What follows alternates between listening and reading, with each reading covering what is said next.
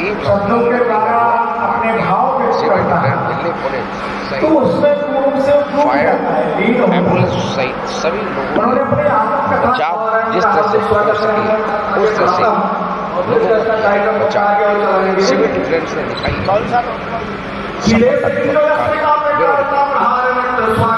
कैसे कोई हार डाला जाएगा, पहले हम चिढ़ते थे, चिल्लाते थे, बताओ क्या अचार डाला जाएगा, बताओ क्या अचार डाला जाएगा। आपने बड़े जोश से कहा था कि हम हिंदुस्तानी होने का हमें गर्व है। मैं ये 2 दिन में नहीं करता करता हूँ, मेरा समझिए वो मैं माइक पे दूंगा। मैं देखना चाहता हूँ कितने लोगों को गर्व है। कुछ नहीं निकाल सकता। 2 दिन का परिणाम भी आपने देख लिया है। भारत को खतरा के और भारत में छुपे हुए कुछ बताओ। ध्रुव परमात्मा के गोद में बैठे 5-6 वर्ष के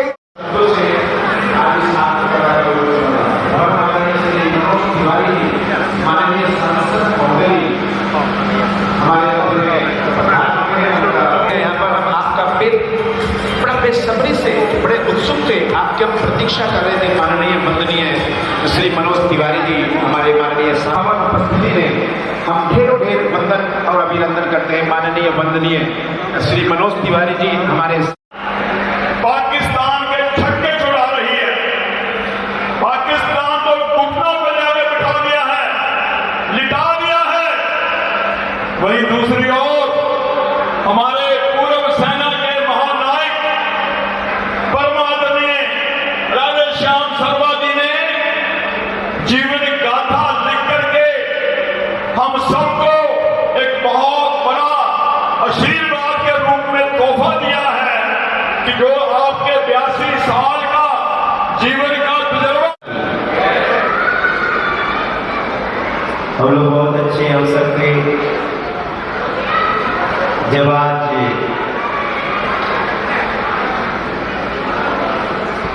आत्मकथा लिखी, वैसे तो कहते हैं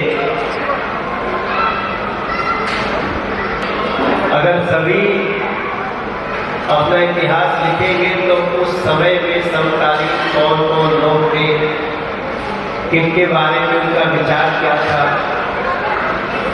क्योंकि अक्सर हम लोग सुनते हैं कि इतिहास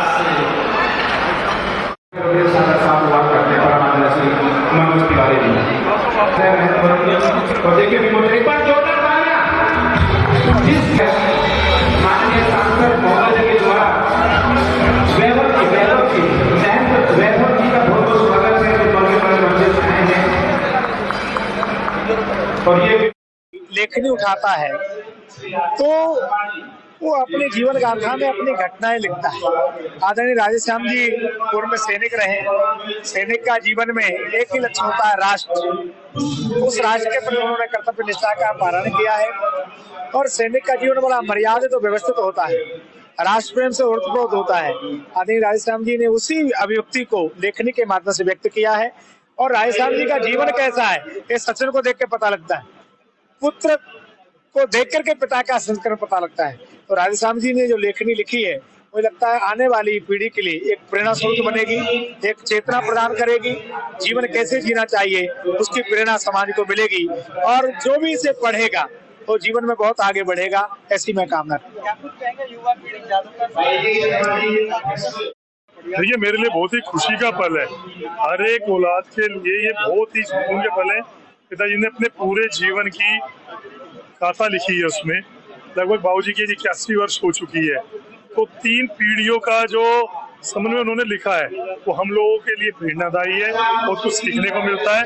और ईश्वर से यही चाहूंगा कि हर एक जन्म में मुझे यही पिता मिले। मेरे पिता ने मुझे इतना प्यार और सम्मान, जो कुछ आज मैं हूँ अपने पिता के वजह से हूँ और हमेशा उनके चरणों पर चलता रहूँ, यही चाहता हूँ। आपने किया है आपकी कथा को लेकर कैसे देखते हो, क्या क्या अनुभव है? मैंने कहा ना, मेरे पिता इतने कह सकते हैं शरीफ, इतने सीधे इंसान रहे हैं, उन्हें कुछ नहीं पता। उस व्यक्ति ने, हमारे पिताजी ने आज तक किसी का भी, जैसे कहते हैं ना, तो गाली देना, कभी तो गाली भी नहीं दी होगी, वो ऐसे व्यक्ति रहे हैं। तो बिल्कुल, तो मेरी इच्छा थी, पिताजी ने इच्छा जाहिर की कि मैंने आत्मकथा लिखी है। उन्होंने कहा नहीं, थोड़ा छोटा कर देते हैं। मैंने नहीं बाबू जी, अच्छा करेंगे, सबको बुलाएंगे और सबका सम्मान करेंगे। श्रोताओं को क्या रहेगा जो पढ़ेंगे? प्रेरणा मिलेगी इससे ही।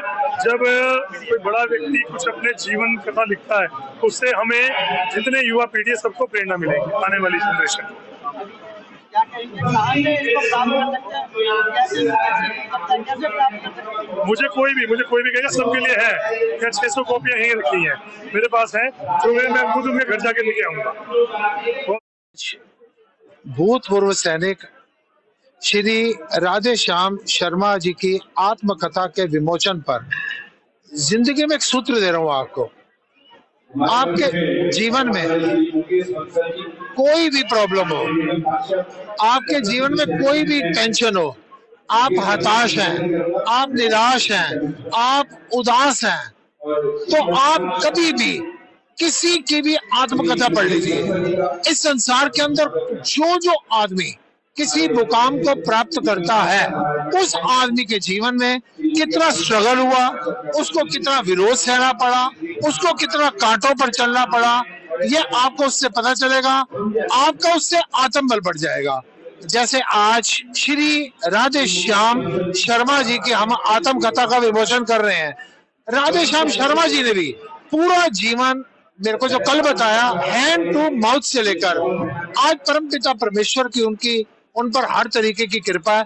लेकिन इस कृपा के पूरे सफर में, जैसे भगवान श्री रामचंद्र को 14 वर्ष का वनवास भोगने के बाद सिद्ध हुआ कि एक आत्मकथा का जब व्यक्ति अनेकों संघर्षों से आगे निकलता है और जब एक नई खोज की कामना करता है, एक नए वर्णों की कामना करता है, तो जब मानसिक रूप से कभी कभी प्रताड़ित होता तो एक आत्मकथा, एक लेखन विधि प्रारंभ कर देता है।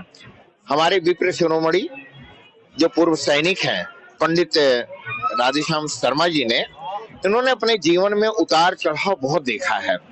राष्ट्र में भी उतार चढ़ाव देखा, परिवार में भी देखा, अपने यार दोस्तों में भी देखा। उनके अंतःकरण में जो सर्विस के समय अनेकों विविध प्रकार के लोगों से मिलने के बाद इनके अंतःकरण में एक ऐसा चिंतन आया कि मैं क्यों ना एक ऐसा जीवन गाथा लिखूं कि जिसमें अपने जीवन के संपूर्ण चरित्र को लिखने के, संकलन करने की एक संकल्प इन्होंने किया। और वह संकल्प का पूर्ण होने का जो संयोग था, पूर्ण होने का जो योग बना, वो आज बना। और आज उस आत्मकथा का आज यहाँ पुस्तक विमोचन हो रहा है। और जीवन में जब जब आप संघर्ष करेंगे तभी एक नई खोज होगा। तो हमारे पंडित जी ने बहुत ही चिंतन गहन मंथन करने के बाद इस पुस्तक को लिखे हैं। और जब इसका अध्ययन करेंगे तो और भी पता चलेगा। हमारे पंडित जी महाराज अपने जीवन का चले आत्मकथा जब हम लिखते हैं तो हम आसपास की कितनी सोसाइटी, कितनी बातें आती हैं। फिर जो फौज में रहा हो, जो दो लड़ाइयाँ लड़ा हो भारत की तरफ से, वो तो पढ़ने लायक किताब होगी। और सबसे बड़ी बात है कि जब हम आत्मकथा लिखते हैं तो कम से कम और 10-15 लोगों की कथा लिखते हैं। कौन हमारे साथ था, कौन कहाँ तक साथ दिया। तो ये एक बहुत कठिन काम है। अपनी आत्मकथा लिखना आसान नहीं है, क्योंकि आत्मकथा लिखना, इसका मतलब मैंने सब कुछ रिवील कर दिया।